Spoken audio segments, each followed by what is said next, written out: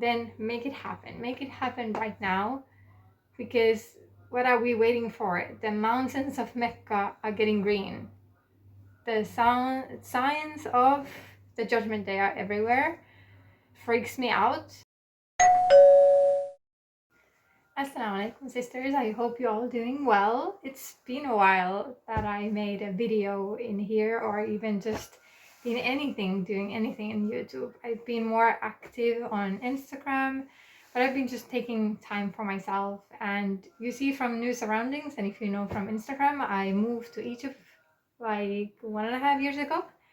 So we have new surroundings and new atmosphere and new surround sounds here. So if you hear any barking or kids playing or anything like that, that's just life. That's Egypt for you.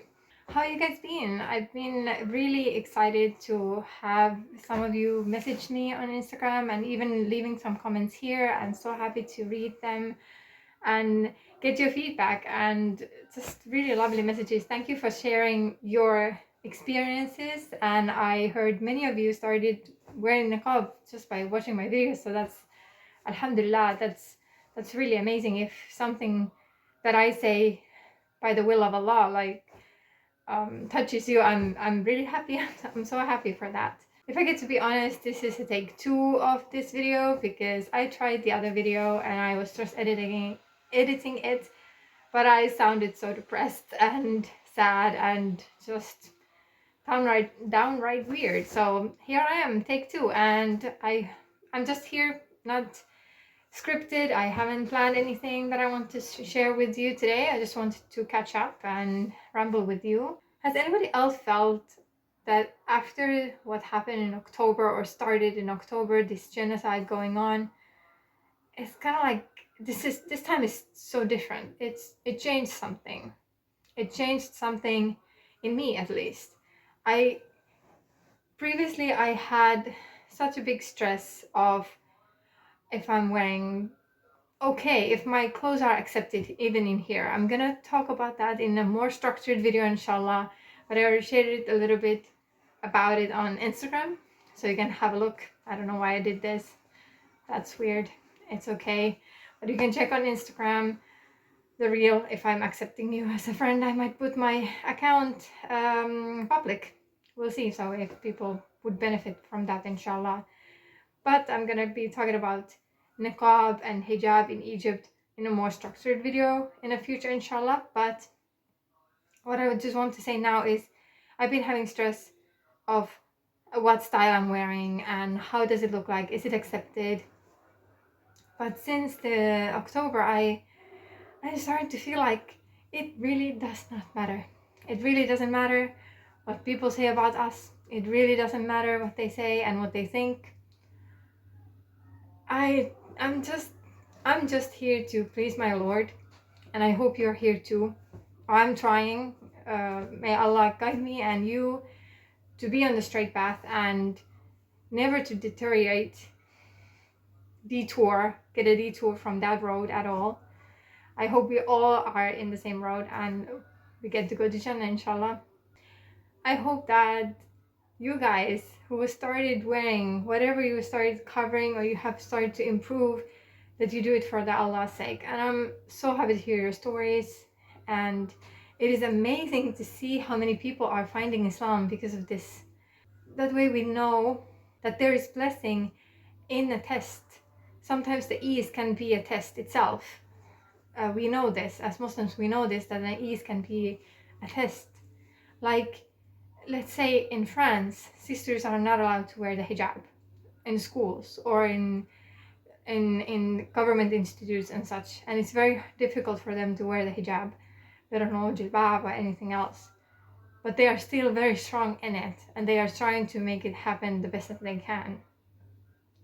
But in here, you think this is a Muslim country, but the level of hijab here is very, very, very small, very low compared to what people do in other places.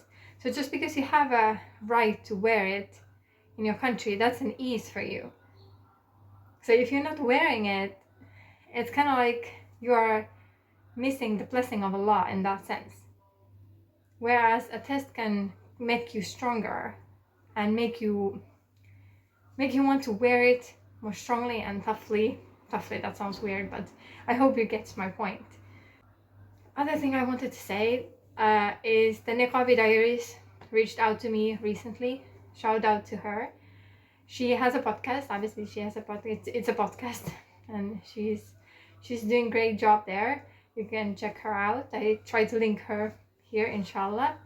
And she asked me to talk about hijab in Egypt, and the episode is going to be up real soon, inshallah. So you can keep that and subscribe that.